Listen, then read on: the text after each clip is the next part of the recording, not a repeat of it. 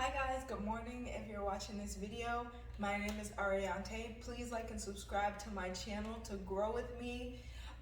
Today I'm going to make a video called the 5 Hindrances, and I actually came across this when I was learning about self-mastery towards the end of my fast, and I wanted to learn it so that I can share it with you. And of course, it goes so much deeper, and you can look it up and learn more about it to go deeper into it. But the 5 Hindrances is a Buddhist principle that basically studies the 5 things that affects our ability to master ourselves, our ability to meditate, our ability to be present in the moment. And as I was learning about them, I was realizing that it's the same things that affect our ability to be happy and fulfilled in life, to experience enjoyment, to let go of things, to let go of habits, to just master ourselves in general, master the things that we want to let go of, master the things that we want to add to our life, just master ourselves in general. So the first of the 5 hindrances is our desire. And our desire is the want to fulfill pleasure in our senses. And so that is our hearing, our taste, our touch, our smell. You guys know the senses, so I don't have to tell you that again, but pretty much it's our want to experience things in a moment. And it affects our ability to be present, because if we can always want something that's not here right now, it will always put us in a sense of the future, or always put us in a sense of where we aren't, or even allow us to crave things that aren't good for us that we should be letting go of. And the want to have anything that is not present is something that'll keep us living outside the moment and in the future. And so some of the options for us to practice our desire and working with our desire is, one, to deny ourselves and sit in that denial. And I find that that's one of the biggest things that I go through with fasting, is just that ability to take myself out of the moment of whatever I'm craving. Like if I'm really craving a glass of wine in a moment, my ability to say, oh, I really want that thing, but not live there and continue to fixate on it not being there, to the extent that I'm not able to experience the now moment or what's good now. Another thing is to maybe practice the things that are beautiful to you around you. Practice the colors, or practice focusing on the colors that are beautiful around you, noticing the little things that are around you or happening around you, the birds flying.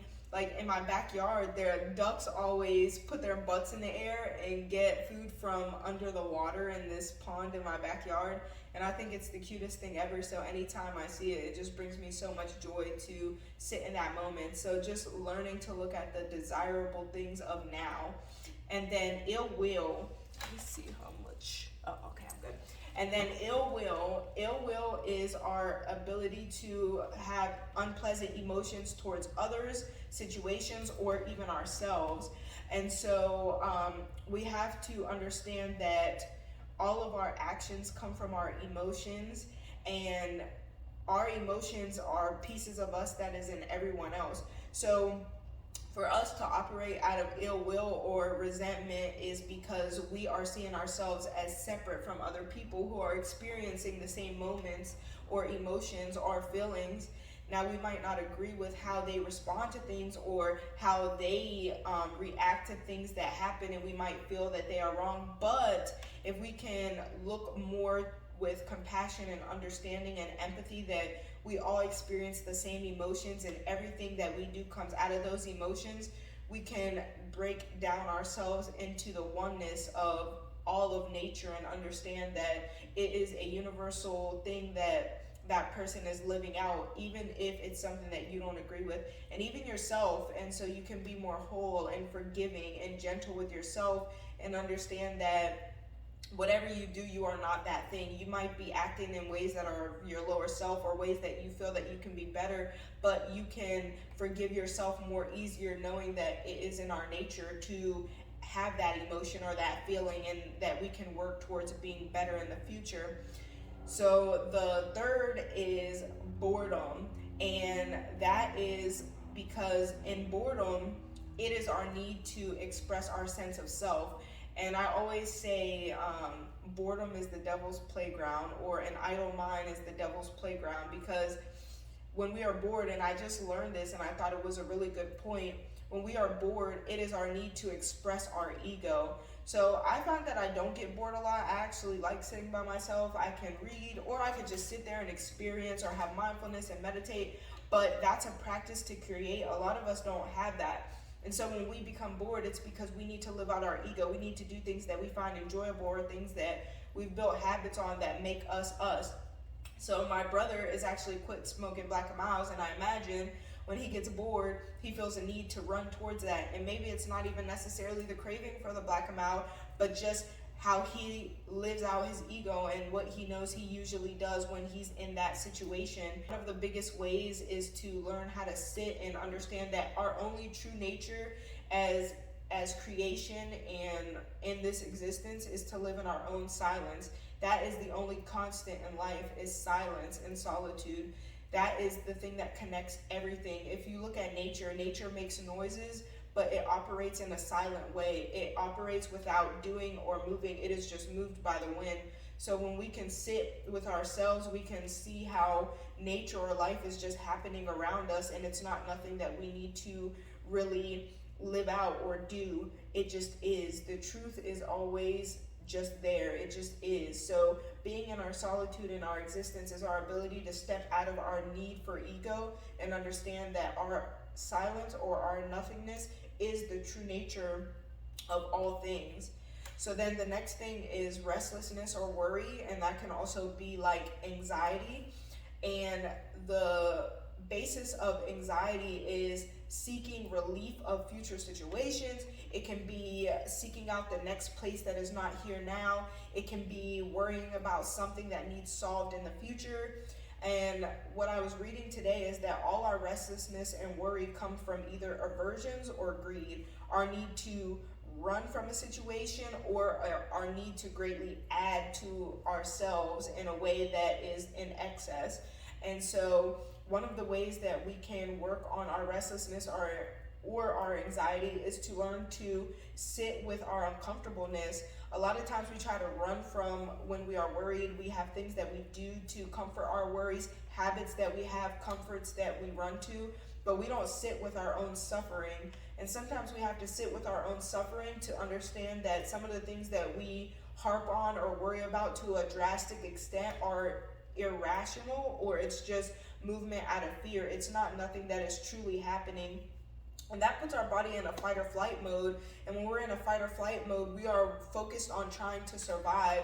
And so when we can sit and understand that the situation that we are having restlessness about or worrying about is not life detrimental, we can learn to relax ourselves. And that brings me to another way that we can work on our restlessness or our worry, and that is our fight or flight response, which is a body response.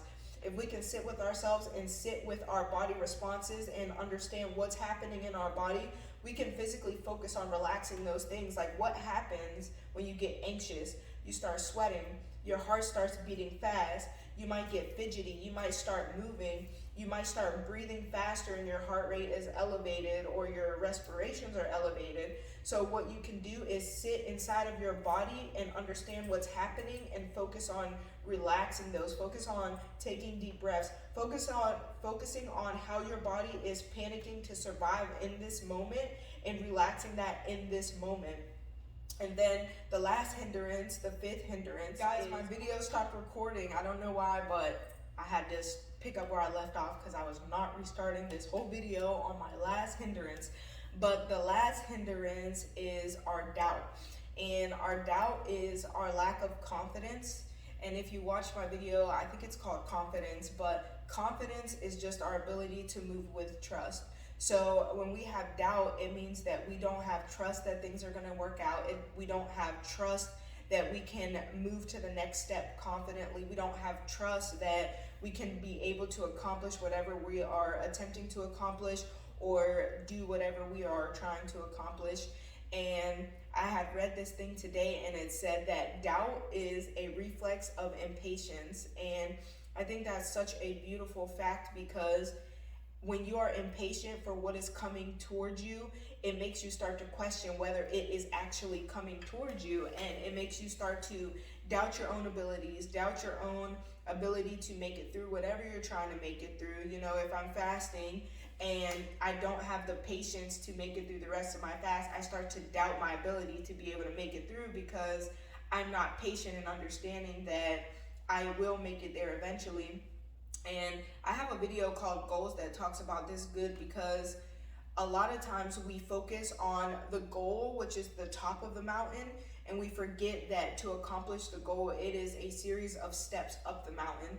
And if we can focus on the now and enjoying the steps up the mountain, we don't get so fixated on the end goal or the top of the mountain and stop climbing, or the doubt, or let the doubt set in that we won't make it to the top, because we're so busy enjoying the steps up that we can literally enjoy the process as opposed to worrying about the end goal.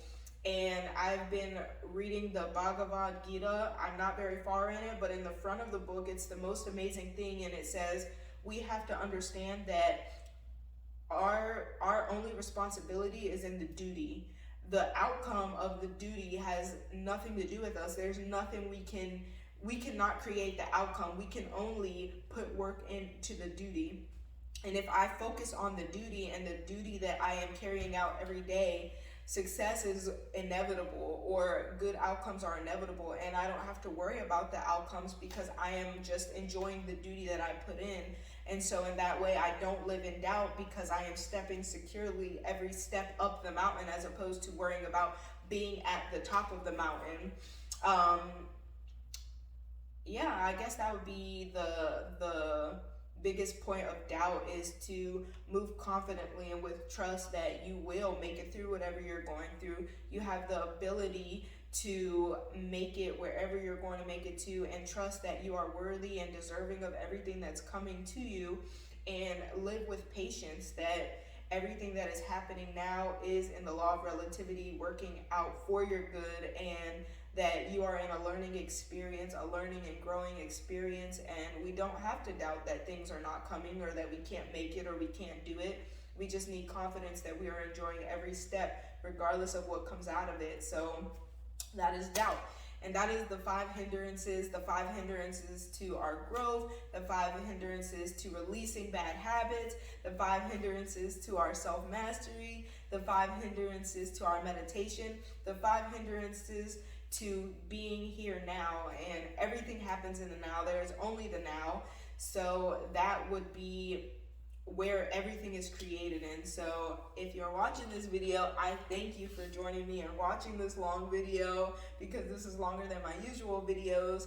But I have faith that if we can learn to master ourselves and our hindrances, we can become stronger and better for our futures and for ourselves, for our children, for our lives, and we can live more happy, whole, fulfilled lives. So if you're watching this video, I love you guys, and I hope you have an amazing day.